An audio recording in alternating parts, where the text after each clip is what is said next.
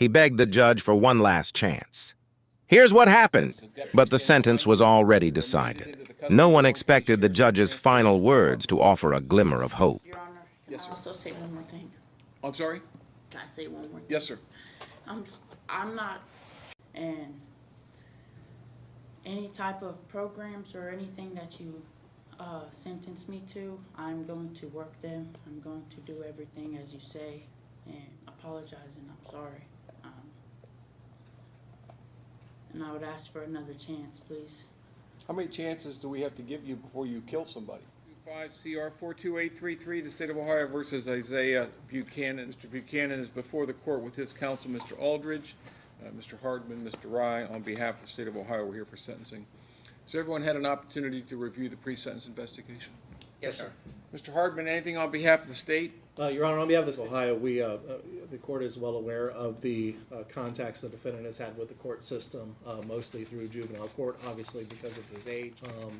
It's the position of the State of Ohio at this point that there's not much left to do.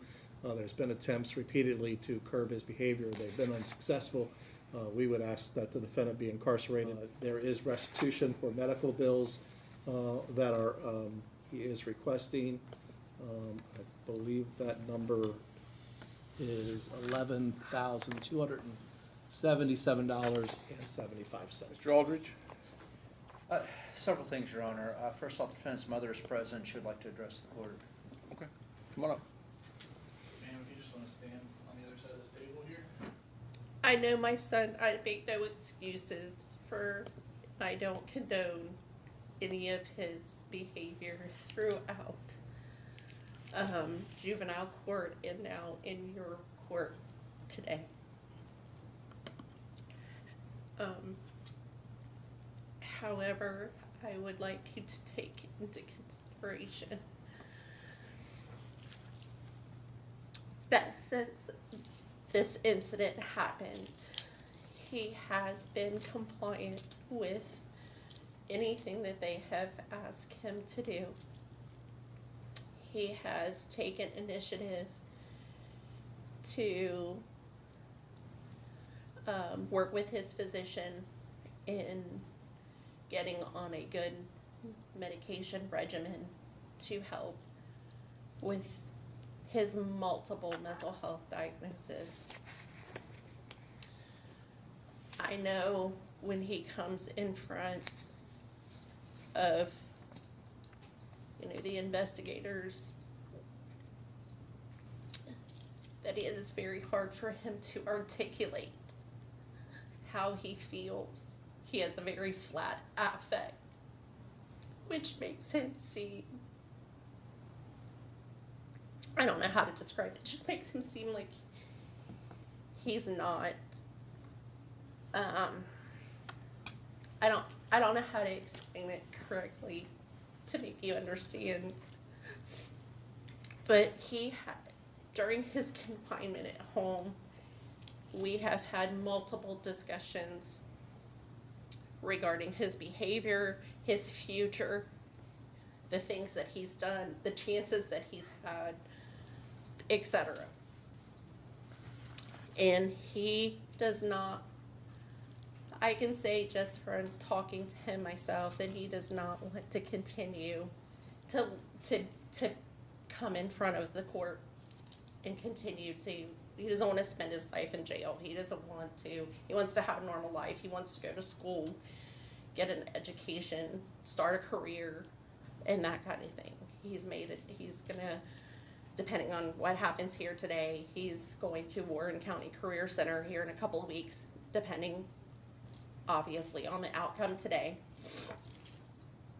to talk with several instructors there to determine if there's a program at the Career Center that he could take to have a career, go to school, get educated. He even talked to an Army recruiter to possibly, if depending on, again, the outcome of today, on possible military service at some point, to try to get his life in order.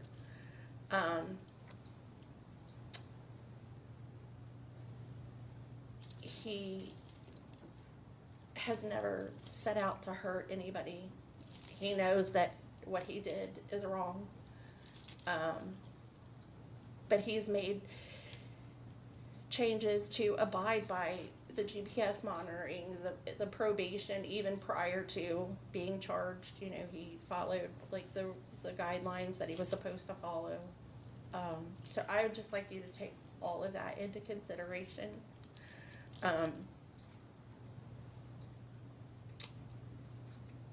When you make your decision on whether to, however you decide to, the punitive aspect of this. Thank you. Anything else? You know, we have letters to the court, including an apology letter to the victim. In addition to that, I would point out that you know, Isaiah, well, it may be in somewhat unknown exactly what his mental health issues are. I think he does have some significant mental health issues that have affected not only this incident, but obviously his prior record over in juvenile court. And obviously we're not looking to downplay that at all. He has not been very cooperative with the court system in the past. But I think it's important to note in the year and a half since this incident occurred, he has made some significant changes. He has not been back in court for anything else since that time. He's been compliant with the GPS monitoring. I know the court has concerns about his marijuana use, but he's actively tried to address that. It seems like the levels have been consistently going down, even if it's not completely out of the system at this time. I agree with Mother, what she was trying to say about his affect. I mean, he does come across as kind of nonchalant, not caring about the situation. I don't think that's true. I think he just struggles to express that verbally. And he does come across, in my experience with him, much younger than his age, not as mature as you would expect. And I think that is attributable to his ongoing mental health issues. I think it's a positive that he has removed himself away from Franklin and the kids that he was running with over there. I think that's had a large impact on him staying out of trouble in the past year and a half. So it seems like he's making some good choices here. Again, he's 18 years old. Sorry, Your Honor, It's all right, go ahead. He's 18 years old, you know, and obviously this is his first time here over in common pleas court. I do think that he can benefit from the opportunities and things that this court can provide to get his life on track now, so we don't see him back here again and again and again like he did over in juvenile court. And again, as I discussed in chambers, Your Honor, my concern is sending him to prison at this time. It's not going to be a good outcome for him. So I do request that the court consider placing him on probation. He's going to comply with whatever you tell him to do, and hopefully he can move on from this and make something of himself. Did he test today? I didn't get an email, but. I didn't either. I believe he did test positive for marijuana this morning, or that's what they told him at least. Again, I don't know what the level was, but. Well, they wouldn't know the level until they Yeah. send it out for confirmation. All right, anything else? Nothing else, Your Honor. Mr. Buchanan, is there anything you'd like to say before I sentence you? Yes, I would like to say that I am very remorseful for everything that's happened, and I got onto some new medicine to start taking. For what? My anger, my ADHD, and just to help stabilize Well, there's- myself. You don't take medicine for your anger. What's the medication prescribed for? What's the diagnosis that it's prescribed for? I'm not sure my exact diagnosis. I'm also looking into furthering my education. Did you complete your high school education? Yes, sir, I did. Okay, go ahead. And I was looking to go to the Career Center. I've also reached out to other schools, and also like my mom mentioned, I contacted a Army recruiter. I'd like to go and talk to them and see if maybe I could get into that. And any type of programs or anything that you sentence me to, I'm going to work them. I'm going to do everything as you say, and I just apologize and I'm sorry. And I would ask for another chance, please. How many chances do we have to give you before you kill somebody? I'm looking at your record, 2018, that means you would have been about, what, 14? 13? 12? 7 years ago, you would have been 12 years old, you got your first conviction for assault. Who did you assault when you were 12? It was a mutual fight at school. 2019, assault. Who did you assault then? It was also a thing at school. 2021, violation of a court order. 2021, failure to comply with the order of a police officer, felony of the 3rd degree. You know, that's a prison sentence in this court. 2021, violation of a court order. 2021, violation of a court order. 2022, violation of a court order. Yes, sir. 2023, aggravated menacing. 2024, criminal mischief, criminal damaging. 2024, criminal mischief. Yes, sir. You have 3 offenses of violence on your record right now. This is 4. This is your 4th offense of violence. And I understand that, and I'm looking to better myself. I don't want to live how I did in the past. And I'm sorry. I promise I can do anything, any type of program. Most people are sorry when they're standing here at this point of the proceedings. I understand.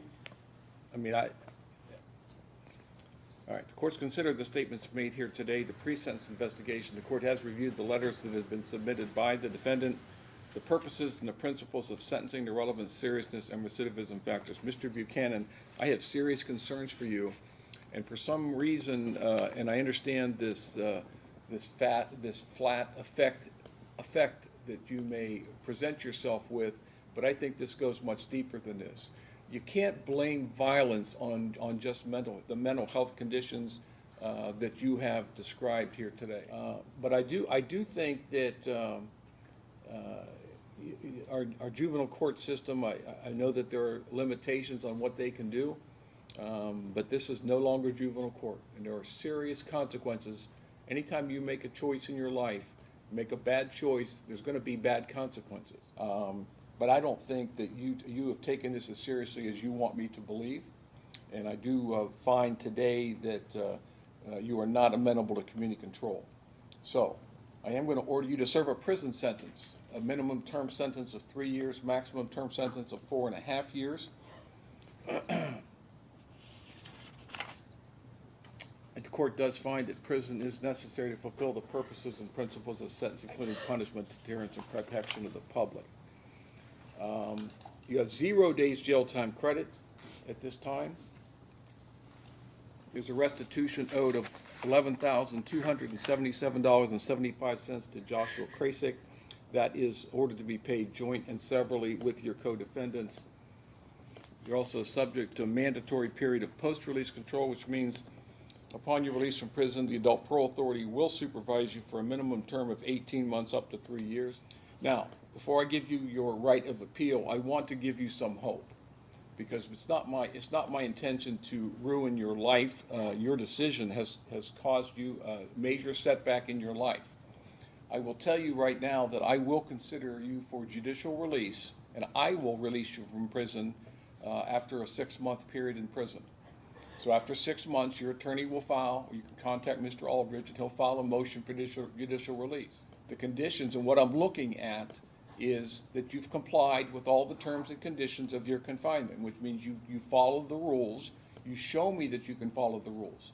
And then after 6 months, if you've done that, I will release you and put you on community control at that time. Do you understand me? Yes, sir. I want to give you some hope. I'm not here to ruin your life, but you need to understand that when you hurt somebody as seriously as you did in this case, and you've done it in the past, you've had prior convictions for assault, that there are serious consequences now. You are no longer in juvenile court.